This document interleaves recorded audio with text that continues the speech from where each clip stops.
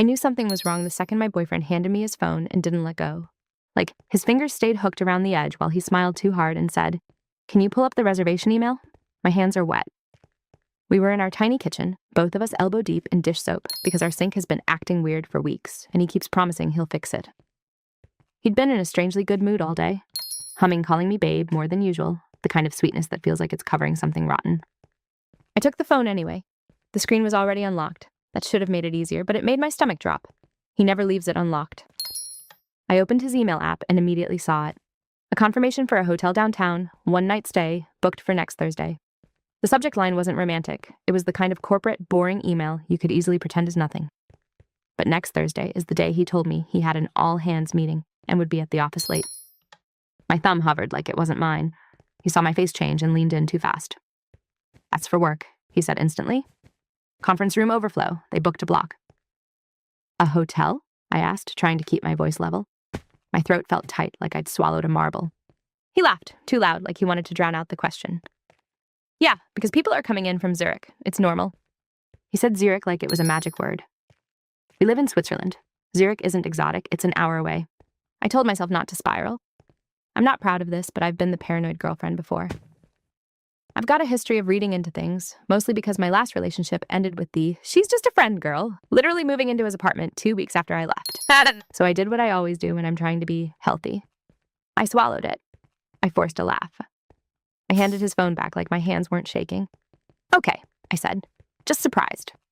He kissed my forehead and said, "You worry too much." That night, I woke up at 2:11 a.m. because he rolled over and his phone lit up on the nightstand. I didn't mean to look. I swear I didn't.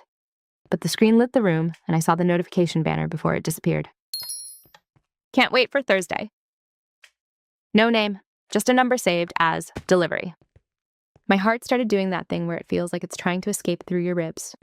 I stared at his sleeping face and tried to decide if I was about to ruin my own life over a banner I half saw in the dark. The next morning, he was normal again. He made coffee. He complained about the tram being late. He asked if I'd pick up oat milk after work, like the world wasn't tilting under my feet.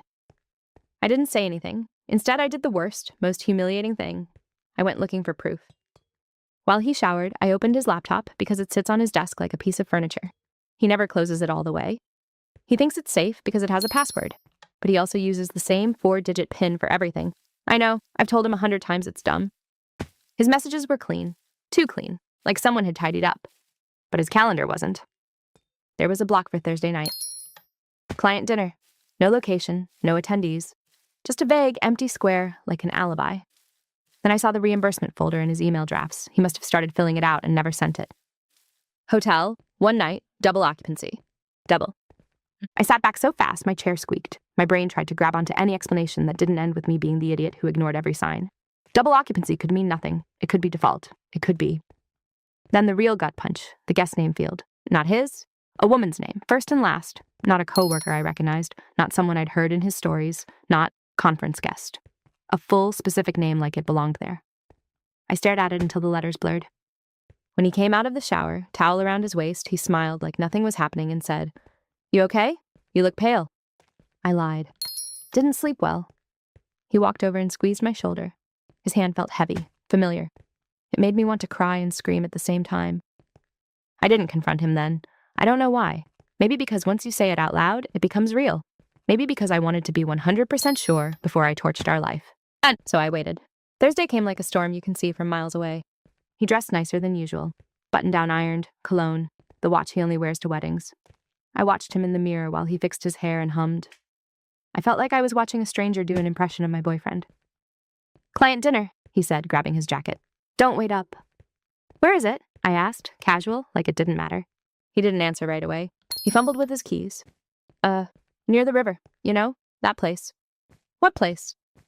He snapped a little. "Babe, why are you interrogating me?"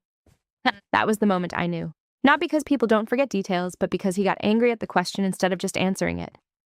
I followed him anyway. I'm not proud. I feel gross admitting it. But I took the tram 2 stops behind him and kept my hood up like I was in some low-budget spy movie. He didn't go to the river. He went to the hotel. He walked in like he belonged there, like he'd done it before. No hesitation, no looking around, just straight to the elevator. I stayed in the lobby with my heart in my throat, pretending to look at my phone while the receptionist smiled at me like I was any other person having a normal night. Then the elevator doors opened again. A woman stepped out. She was my age, maybe a little older, dressed like she'd actually thought about her outfit. Blazer, lipstick, heels that clicked confidently across the marble floor. She smiled at someone behind her. My boyfriend. He stepped out, and when he saw her, his face did something I hadn't seen in months. Soft. Open. Like relief. And then she touched his arm and said something I couldn't hear. He laughed quietly, leaned in close, and they walked toward the bar together. I stood there, frozen, like my body forgot how to move.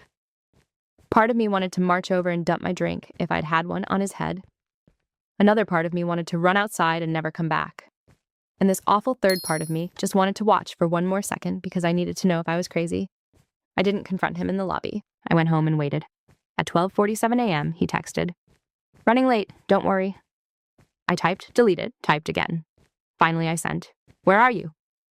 He replied, "Still at the office." Still at the office. I stared at those words until I started laughing, but it didn't sound like laughter. It sounded like something breaking. When he came home at 3:18 a.m., he smelled like hotel soap and cologne layered over alcohol. He slipped into bed carefully, like I might be sleeping. I turned on the lamp. He flinched so hard it was almost comical. "Jesus." "Who is she?" I asked. His face went blank in a way that scared me more than anger would have. "What are you talking about?" "The hotel," I said. My voice shook.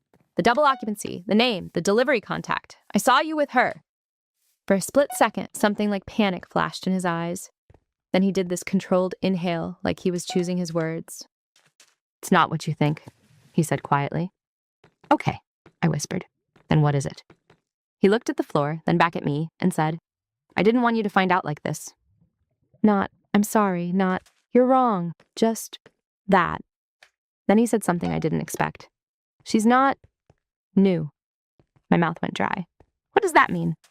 He rubbed his face like he was exhausted. "Can we talk about this tomorrow?" "Please." I should have demanded everything right then. I should have screamed. But I felt weirdly calm, like my emotions were buffering. So I did the only thing I could think of. I said, "Show me your phone." He hesitated, just a beat too long, and then he handed it over. And it was clean. No delivery contact, no messages, nothing. Like the last few days had never happened. Now it's the next morning, and he's asleep on the couch, fully dressed like he never even made it to bed on purpose. His phone is on the coffee table, face down, and I'm sitting here wondering if I'm the villain for following him, or the idiot for not leaving immediately, or the coward for considering that whatever he meant by not new might be something complicated enough to make me hesitate. I keep replaying the way he looked at her. I can't decide if I want answers, or if answers will just trap me here longer.